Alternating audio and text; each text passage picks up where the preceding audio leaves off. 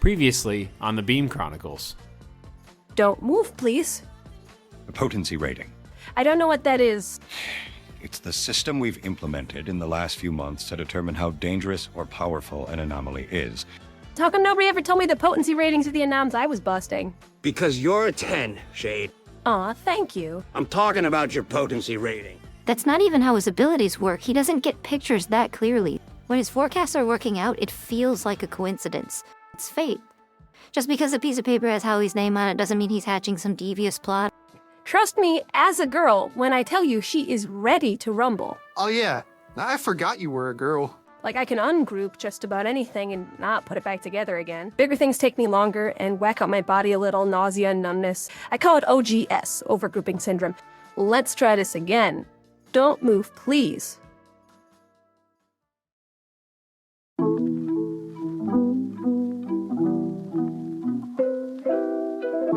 These are the Beam Chronicles, with your host, MJ Dooney. Book 1, Initiation, Chapter 10, Charlie Shayde.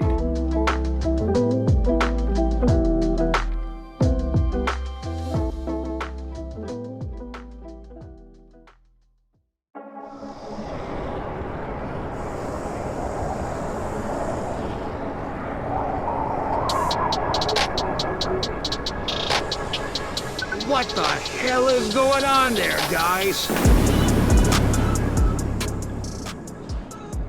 Murphy practically shouted through the telecom. Ethel's report has the transformation going off in 1 minute. Charlie, take him down for the love of... I got him, Murph. Relax. In Guillermo's sights. Charlie, I can barely hear you. The wind and the thunder. Aren't you guys indoors? Yeah, I said I got him. Just waiting for him to change. What? We don't know where he's gonna change into. Evaluations recommended we take him down before we figure it out. But Murph, I want to see what kind of pan-dimensional demon monstrosity Patrick the Satanist shaman transmogrifies into before I kill him for it. Mystical rituals with mysterious consequences are really bad things to play chicken with. We've got no idea what you're up against after he finishes the rite. I can handle it. Murphy, he called her a coward. Jaxon explained, hiding behind me as lightning rained from the ceiling and gusts of howling wind swirled the pages of the ancient books on the altar. First he said she couldn't stop him because she was a girl, then that she was too scared to let him finish, and, well, that's pretty much why she's letting him finish, just, you know, cavalierly biting on the super dangerous mystic's harmless taunt. Jesus, Charlie, tell me he's lying. No, he is a tattletale, though. That's almost worse than a liar. Shayde, check your ego and equalize him. I will, I promise. In like 15 seconds, though. And now, ancient spirit of La Costa, I summon thee. If Prophit ever found out about this, He's not gonna, unless you tell him. Charlie, damn it, you're giving me an ulcer. I think he's almost done. Do not let him finish. 3 seconds, and... Oh. Oh? What oh? What do you mean oh? Did it happen? Did he change? He did, yes. Well, did you handle it? Is he equalized? Not yet. I mean, there's no rush, really. Got any rubber bands? Huh? Rubber bands? Contain if you can contain, Murph. Murphy, he's, a lobster. Jaxon spoiled the joke before I was done with it. The ritual worked. Patrick the Satanist shaman transformed just, into a lobster. Like a giant lobster?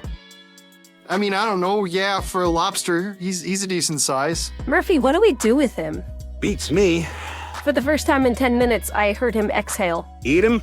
Ew, Murph. He was a dude like 2 seconds ago. We're not gonna eat Patrick. That's creepy and gross. Then step on him or something. I don't know. Murphy, what if there's still a guy in there, like his thoughts and consciousness and stuff? Leave it to JT to apply ethics to a crustacean. Exactly, Jaxon. And what if we don't equalize him now and he turns back? Well, it's not like he was that big of a threat to begin with. If he turns back into a man, we'll hand him over to the cops. Or keep him in the dungeons if it makes you nervous. He's harmless without his books and artifacts and all of that. He's double harmless as a lobster. What do lobsters eat, Murph? I asked, holstering Guillermo and lifting Patrick off the altar, inspecting his underbelly as his legs wiggled around and his claws snapped. Probably trying to cast a little ancient mystical lobster summoning. How long do they live? Lobsters don't age. They live forever. Bullshit. No, I think that's a thing. I'm pretty sure it's lobsters. They have this enzyme. It does something with the tips of their DNA. It prevents them from aging. They only ever die because other things eat them. Ask Phil. I'm sure he knows the science. Well, then we can't just keep him in a tank, living forever in tortured solitude, coping with his immortality. Shayde, this isn't what we should be talking about right now. Murphy, I'm worried Patrick is heading toward an unfulfilling life. Charlie, what you just did was reckless and stupid. Why? I scoffed. It's a lobster. Yeah, because you got lucky. You didn't know what the hell he was gonna turn into. It could have been anything. It could have been a fucking... Two lobsters? Shayde, for once in your life, could you try to show a little bit of appreciation that your actions have consequences? I rolled my eyes, never keen to be scolded anyway, but especially when the bigger issues were being ignored.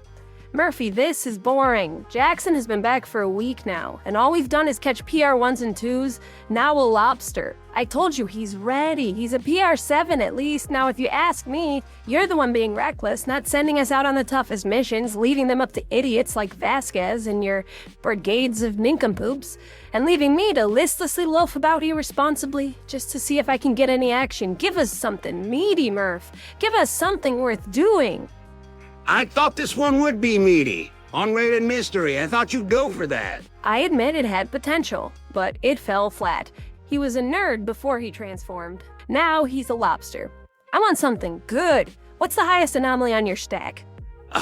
Fine. We aren't done talking about this, by the way. But the highest I have today is a PR4. It's a profit forecast, though, so no monkey business. You understand? If I give it to you, promise me you'll call Howie before you do anything stupid. 4. Damn. Sometimes I wondered if all the good anomalies were going extinct, and soon all I'd do is walk around the capital scooping up shellfish. But it was kind of a cyclical business, equalizing. Usually a lull just meant next week we'd be slammed. For now, at least I could let Jaxon take down a PR4 on his own, just for a little experience. That'll work. Promise I'll be good. We're coming back to HQ now to check out the report, and Murphy... Yes, Charlie. He sighed with more exasperation than I really thought was necessary given all our history. Have a tank ready. For Patrick.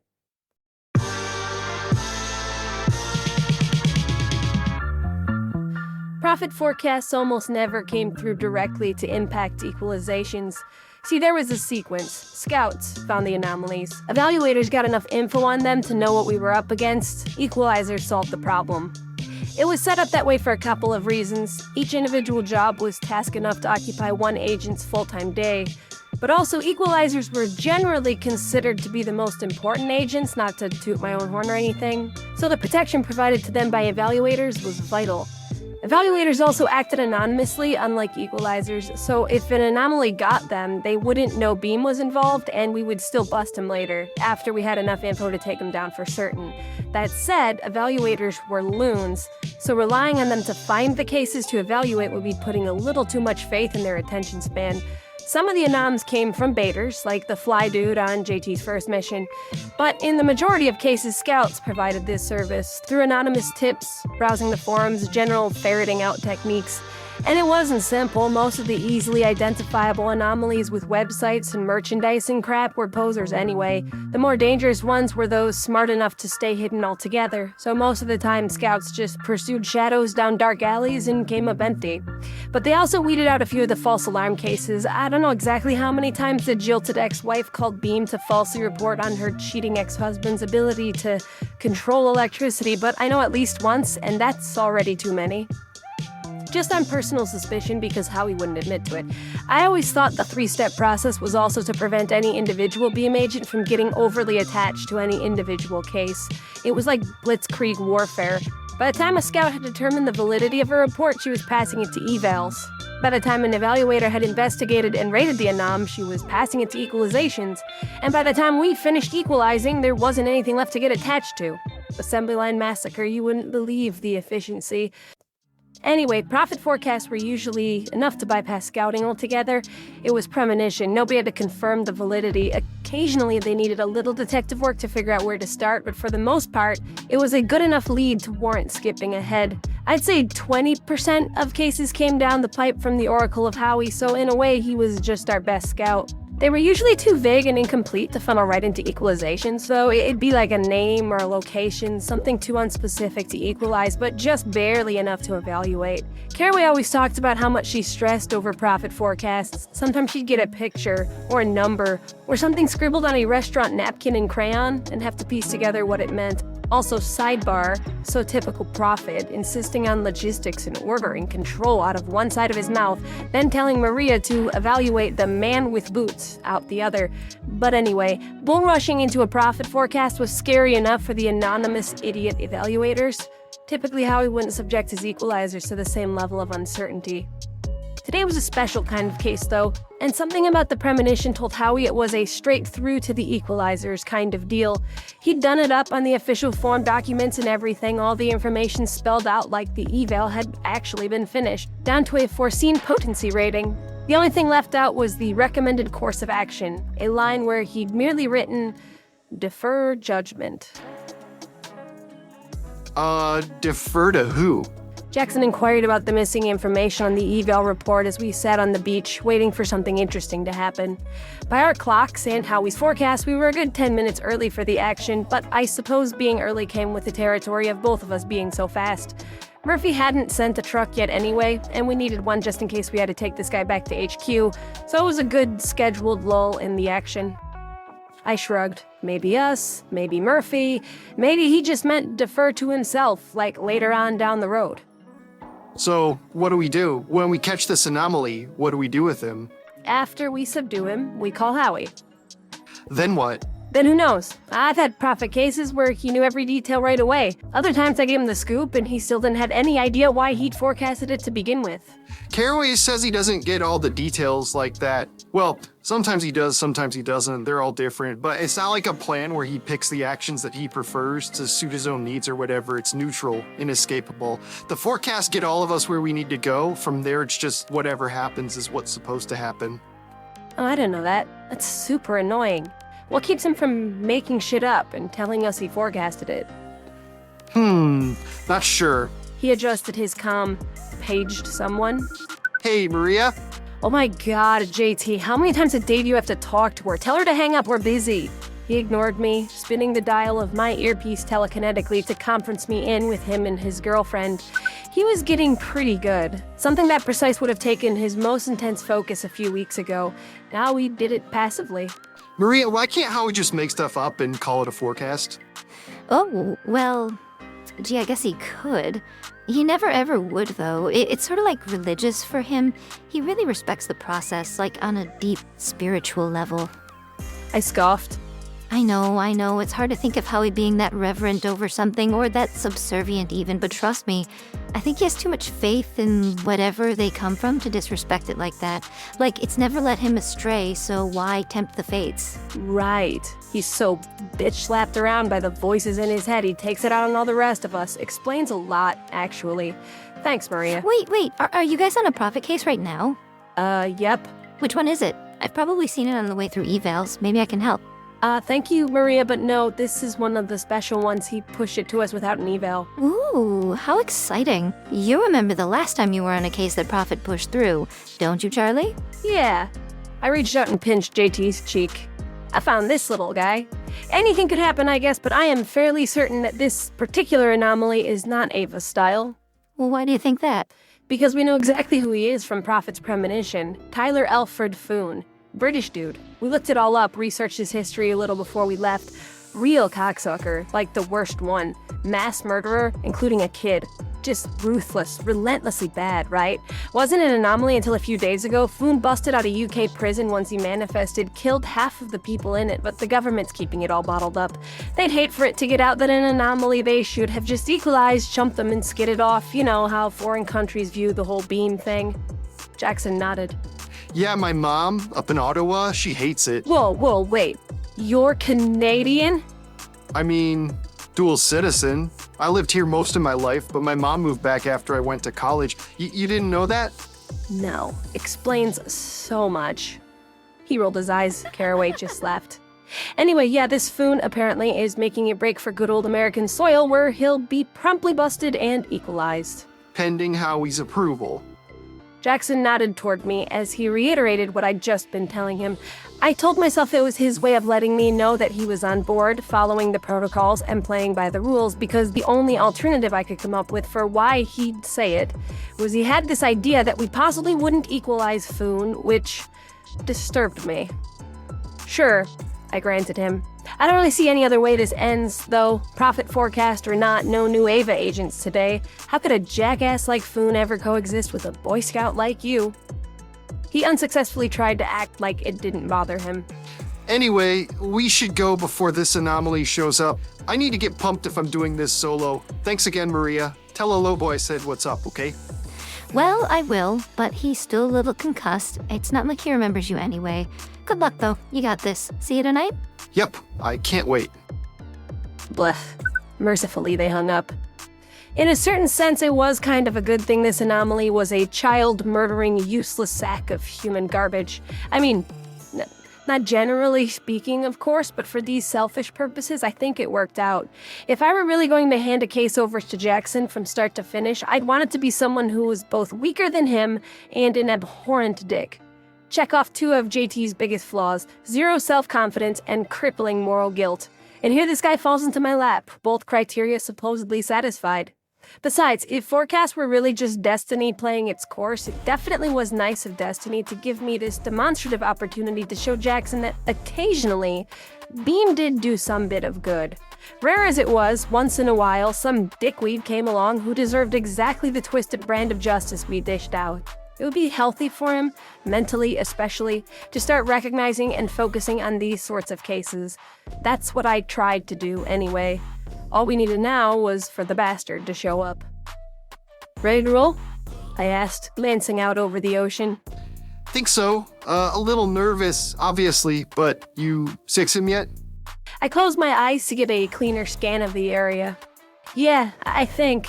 Well, not him specifically, but he'll be here soon. Oh, and the truck's pretty close. I love him when I send one of the big ones. What's he like? I mean, what can you tell from the sixing?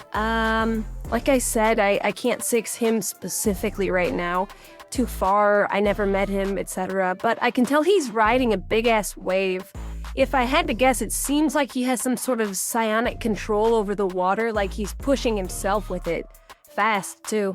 Water control, huh? Well, that doesn't seem too bad. Just like taking a little bath.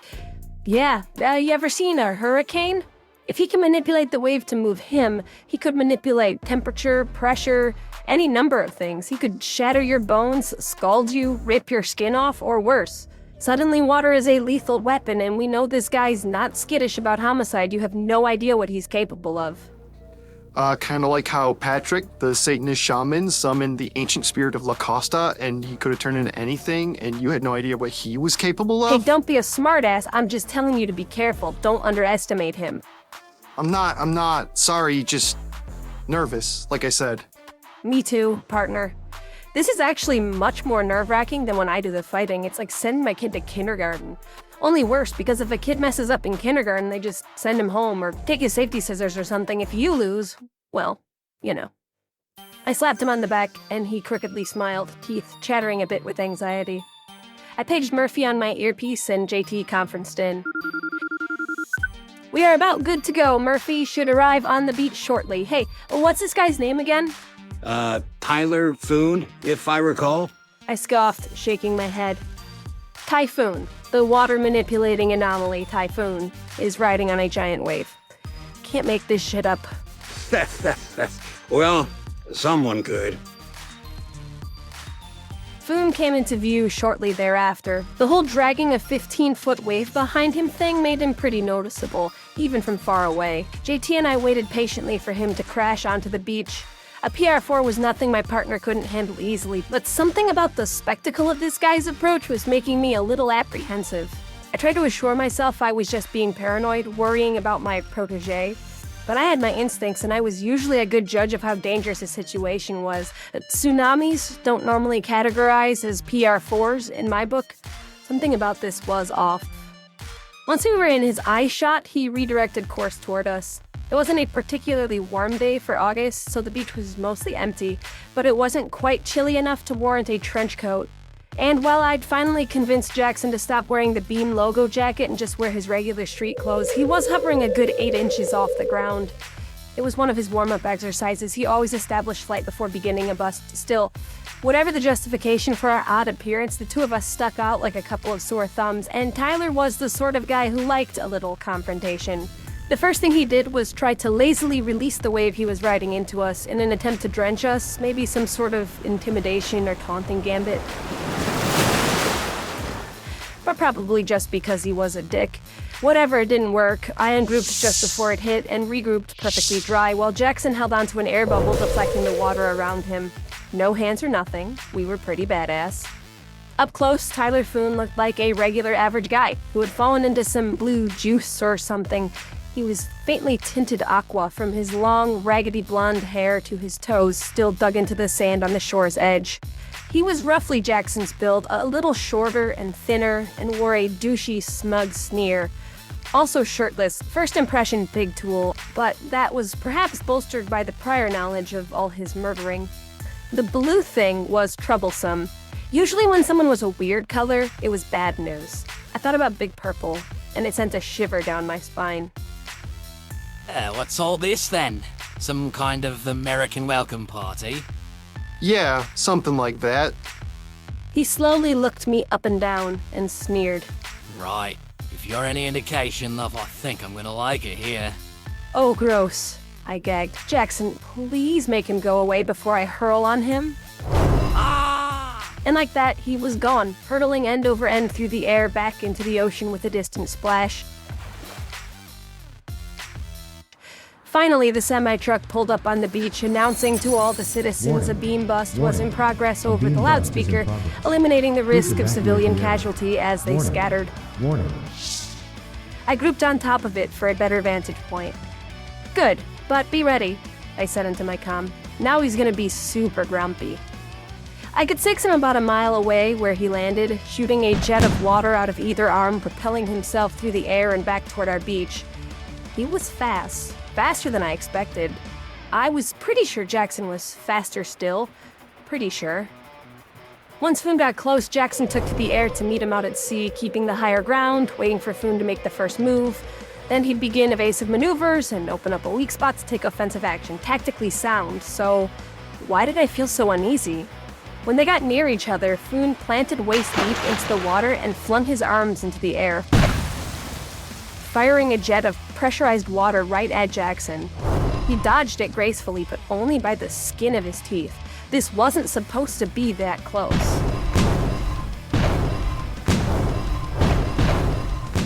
Damn, he's quick. Jaxon shouted through the comm, zipping around back and forth, airily avoiding pulse after pulse of water. With each aquatic cannon shot, Foon would bellow. Ah! Then draw his hand down and touch the ocean while the other took a shot straight overhead, over and over, alternating arms, narrow miss after narrow miss. You've trained against quicker, right? I tried to keep my voice calm, make Light ease his mind so he wouldn't tense up. What the fuck kind of PR4 had this much raw power? Charlie, I can't get on offense. Every time I dodge one column of water, there's another one zipping by. Deflect his shots. Teak them. Can't. Tried. I think his psychic control beats mine. Any of the water he controls, I can't budge it. Then throw him again. I can't do that either. I tried pushing him, he won't move. I think he's doing something to hold himself in. I could six it. The whirlpool around Foon's waist, pulling him into the undertow every time Jaxon tried to yank him out of the water or shove him around, rooting him exactly where he bobbed. Excellent positioning, creative use of skills. This was a disaster, and JT didn't have the instincts to bail himself out. I stepped in as a strategist, not wanting to kill his confidence by taking over altogether, but I was ready to pounce if things didn't get better, fast. Get a shield, so you have something to push against his jets with, something heavy, push it downward, alright? Use gravity to help you. He pushes water hard, push something back harder. There's a container ship due east, can you see it? Yeah, I could hear the death fountains rushing past his comm, too close for comfort. Jaxon, get a freight container off the ship and use it to block the water. I think it was a third good training, a third staring death in the face, and a third me telling him explicitly what to do. But Jaxon managed to keep it all together. He stayed in flight, dodging blast after blast, and snatched a heavy steel box off the freight ship. It toppled through the air, this 5,000-pound brick of hollow steel, like a child chucked a block across his classroom. And when Jaxon had retrieved his weapon, he slammed it into the jet of water a second before it hit him and forced it down with all his power. I relaxed a little. For a while it worked. Jaxon could push the box with more force than Tyler's water cannons under it could, even after he flung both arms up. But then the box stopped drifting. It stayed suspended halfway between Jaxon driving it down and Foon blasting it up. Sandwiched between the two forces, it had already flattened completely, and at that point, it was an arm wrestle, a war of attrition. Who would lose their strength the fastest, and then get wrecked by the other? Charlie, he's really strong. Murphy, confirm that fucking PR, I angrily demanded into my comm. Oh, what's this? Is Waterboy giving you some trouble, Shayde? You need a couple more lobsters? Murphy asked patronizingly, not really grasping the peril of the situation. Murphy, fuck off, I'm serious. This asshole's not a 4. Howie's never wrong, something has to give here, double check. Charlie, I don't know what you're trying to suggest, but if it makes you feel better, I'll open the damn file and get look. Phil in on this? I cut him off. Tell the truck to start full data scans on the area, send all info to Phil, pronto, we need every edge we can get. I didn't wait to hear the response, his frustration with being interrupted, bigger fish. My attention shifted to Jaxon, starting to lose ground in the arm wrestle as the bin inched higher and higher. That thing is moving the wrong way, JT. Dig deep now. I am trying. I heard a quiet, subtle, yet horrifying creak. The integrity of the steel was faltering. If it cracked, Jaxon would get pulverized by the water. I gave up on sustaining his confidence by letting him finish this himself. He never should have started this himself. Finishing it at all would be a boost. Your shield's about to break. I'm gonna talk you through the next maneuver fast, alright? I'll distract him, you keep pushing. Hopefully diverting some of his attention to me will let you hit him with the box. I'll group away and he'll be crushed. I can't do that, Charlie. I can't kill him. Don't lose cool, sort of expected that. We weren't supposed to kill him without Prophit's approval anyway. Then don't crush him. Pull it back at the last second. Just hit him hard enough to give you a chance to fall back. Get to the beach, I'll follow. We'll be out of range, and he'll have to chase. And once he comes after us, he's given up the current that's holding him in place. Chuck him as far as you can at that point, and we'll figure it out from there. Got it? Yeah. I grouped into the fray, kneeing Tyler in the face. The one kick was all we needed. He lost focus on the container, and it slammed into his head. Not fast enough to kill him, but enough to make him dizzy. I saw Jaxon hauling ass for the beach, and I grouped there ahead of him. Once Foon had regained his composure, he immediately lost it again, screaming like a banshee as he rocketed toward us. Jaxon landed on the beach next to me, lifted a hand, and jettisoned Foon away, 3 times as far as before. I slapped his hand down, and he smiled. That sucked. You were perfect, JT. Only because you saved my ass. 1 kick, that's all I contributed. That was all you, and it was flawless. You understand? Something about this case is completely fucked.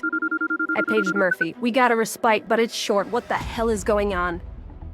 Charlie, I really screwed the pooch on this one. You know sometimes Howie's handwriting. You know how he does that 4 that kind of looks like, a 9? Fuck. Shit. Fuck. What the fuck, Murphy? He's practically as strong as me. I had Jaxon in this alone. I swear, Shayde, I thought it was a 4. I must have just glanced at it without wearing my glasses and dismissed it instantly because it was so low. You give me shit about being fucking reckless with Patrick the Lobster, and then you don't double check your goddamn numbers? Okay, Charlie, we gotta focus. Don't get mad. Do you need backup? I'll send everything I got. Get Phil. He'll kill every one of your equalizers, no fucking doubt. If I can't beat this guy, we're gonna need a gambit. We're gonna have to figure out how he operates. So like I asked you 5 minutes ago, get Phil. I tossed my trench coat onto the sand. Every millisecond was going to count with this. I could sick him charging back toward us like a freight train. We'd only succeeded in pissing him off, but then maybe that was a good thing. Play his rage against him. One-on-one, I had nothing to stand up to the power of his blast, but then he'd have to hit me first for it to mean anything. It was all about speed, frustrating the piss out of him until he made a mistake. Flurry. Just my style. Jaxon, you okay? I'm fine. If you're taking over, can't you just ungroup him? No, something weird is going on with his mass. He's a lot bigger than he looks. Why does that matter? You can ungroup anything, right? Yeah, but something big like that takes a minute. I'd probably have to touch him, definitely have to focus, and while I'm not moving, I'm a dead duck. So what do we do? What do I do? How do I help? I'm going to buzz him like the most annoying fucking gnat he's ever seen. I'm going to kick him in the balls 6 times every second, and with all his might, he won't be able to land a punch. I'll use my agility to incite his wrath, and once he's rampant, you look for strategic holes, understand? Openings, hitches, exploit them. Stay up high and exploit them. Any open door, any window you see, blow it the fuck up, Jaxon. You might have to kill him. I know. It's okay. One more thing, when I'm ungrouped, my comm is ungrouped and so are my ears. If Phil gets something, anything, fly straight up. High enough that he can't hit us. I'll 6 you doing it and meet you up there. Got it? Got it. This is gonna work, Charlie. He's still a 9, you're a 10. Nobody's better than you. That number's still wrong.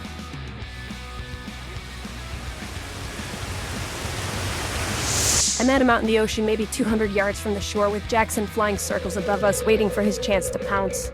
That's where I employed the fighting style I usually described with one word: flurry. Flurry was instinctual, savage, and above all else, fast, fast, fast. Sometimes I noticed my hands or feet were regrouping apart from each other, striking different points, seemingly simultaneously, but I tried not to single out individual actions like that. Getting tripped up on one move in particular stalled me out on the next one, and stalling was the worst thing that could happen. It was less a coordinated sequence of attacks and more a general concept of fighting, like dancing or dreaming. Most of it wasn't planned specifically, most of it was made up on the fly. 6 group, don't get hit, keep on punching, buzzy, and blurred. What I did focus on during Flurry was my opponent. Dragging along in slow motion, lashing out where I was a microsecond ago. It was a method I'd used on Jaxon in sparring several times to incite his temper, waiting until the last possible instant to group away from Foon's attack. Give him the illusion of almost making contact when in reality he hadn't come close. Infuriate him, frustrate him, drive him fucking nuts. Let him try to match my speed, just let him try. But there was one way Flurry could fail. Overgrouping syndrome. I couldn't keep it up forever. Eventually I'd lose focus for a second. Eventually I'd start thinking about my left foot, my right elbow, and I'd delay, stumble. This many groups in this little time would definitely jack me up, but only if I thought about it, only if I distracted myself from the dance. So I erased myself. I focused on Jaxon above me, throwing heavy stones and chunks of concrete into Tyler. They'd hit him hard, lethally hard, and he'd buckle a little, then shrug it off and keep coming. I hadn't noticed before. I was trying so hard not to focus on individual strikes, but now it was suddenly so clear. Foon's body was solid flesh until something impacted it, and then it was water.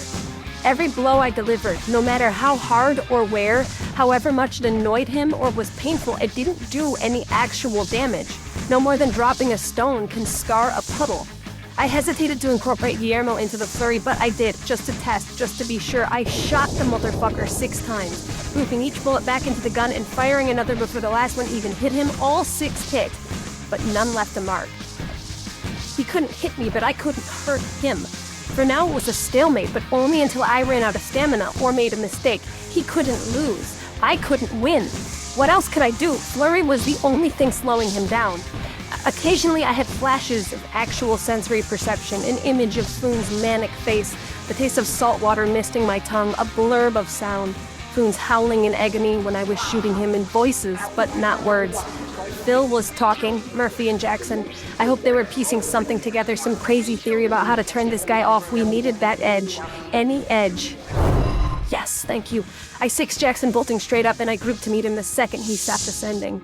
Below us, Foon roared. 2 fists extended into the air, entire body trembling with unbridled rage, as a deluge the diameter of a redwood blasted from him toward us.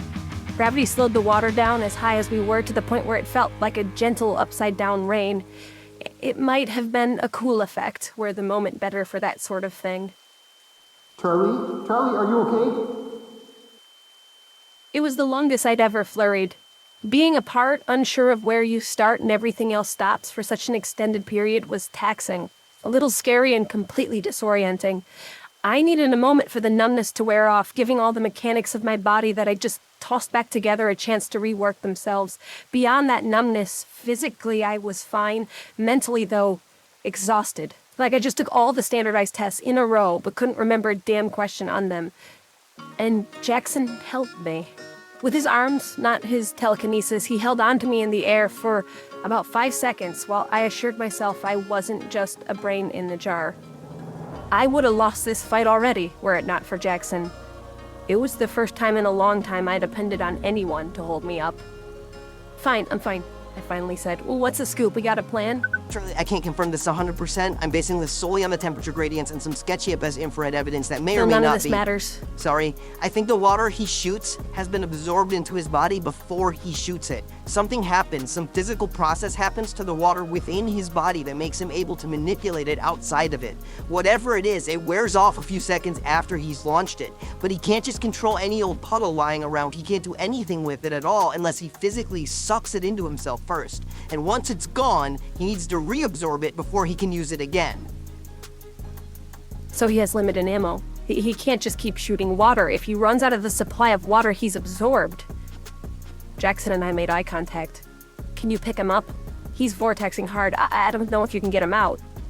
I'll do it slow, so he doesn't notice. Gradually lift him out before he can anchor himself against it. I'll try to keep chucking stuff at him too, then he won't realize between that and you buzzing him, he'll be preoccupied. He won't notice that I'm taking him out of his power source. Then we just wait him out. Keep him distracted. Keep him mad so he keeps shooting. Eventually he'll run out of water. And then we got him? Then we got him. We just looked at each other eagerly for a moment, and then I threw my arms around his neck. I wasn't a hugger, but this was scarily near death enough to drive me to it.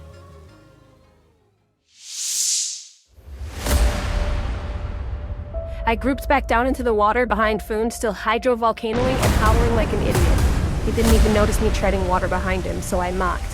Hey, shitface. He spun around, temporarily ceasing his blasts in shock. He smirked when he saw me. Ah, there you are, pretty girl.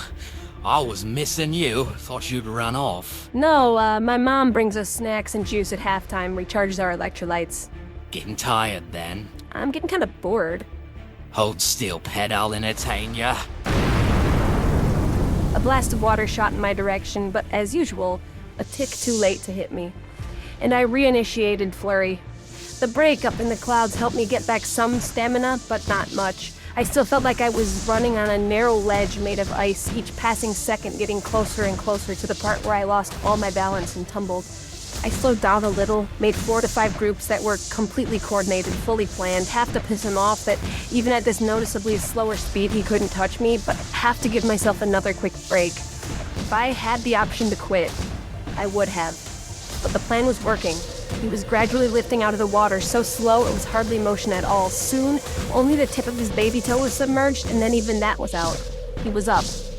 And he had shown no signs of noticing it. It was only a matter of time, holding on for a few more minutes while he exhausted his limited number of shots left to fire. I started counting them, not sure how high I'd get, not sure if it was better than inserting my own stupid consciousness into the flurry. 28, 29, each jet as powerful and fast as the last. How much water could he possibly have absorbed? What if Phil was wrong about this? What if the plan wasn't going to work? 39, 40, bah, shit. I withdrew, fully grouped, all together, floating on my back. I just needed a moment just to get my balance. I had all my senses, sight and hearing, so my brain's radio transceivers were talking to my bodies, but I couldn't group one more time. My reserves were exhausted. Unfortunately for me, just before his were. He laughed for a moment at his extreme good luck. The target finally stopped moving. The source of his wrath was just watching him, breathing and floating there, powerless to escape, and with one heave of a breath, he fired a jet strong enough to peel the skin off my bones. But just before it hit me, just before it tore me to pieces, a freight container flung itself in front, blocking and deflecting the stream around me.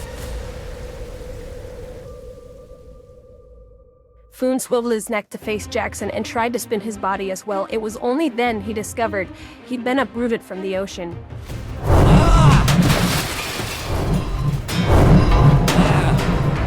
Freight container after freight container came showering in as Foon repetitively and frustratedly made the split-second decision whether to deflect them or conserve his ammunition and take one to the face. It worked out to be about 50-50, and with each strike, his growls grew even more furious. The brilliance of the attack, the sheer force and the tactical creativity, the impeccable timing, it was all enough to inspire me to push through the fuzziness, get off the mat, and flurry a bit more. Jaxon Teak motivated me not to give up. Now I'd seen it all. And we harmonized off of each other so magnificently you would have thought it was choreographed. Each freight container that hit him would send him toppling backwards, and throughout that topple, I'd deliver 10 to 12 punches or kicks or gunshots, and then by the time he was back upright, wham! Another. We struck him from all sides, knocking him to and fro. No respite, no breaks, and all he could do to stop it was deflect every other box, or fruitlessly try to tag me, depleting his supply even further and driving us toward victory. Then he'd howl like an idiot before we hit him again. It was like we were made to fight together. And when he finally found a brief break in the barrage, Foon thrust his arm at Jaxon, and from it came a gentle stream of water. Not unlike a garden hose. We ceased our assault. No. He yelled and tried once again. This time it was more like a drinking fountain. The third time, a spritz from a spray bottle. Don't move, please. Jaxon smirked. I grouped above Foon's wiggling, levitating, no longer blue head and knocked the cocksucker out cold. I had never been so fucking proud of a bust.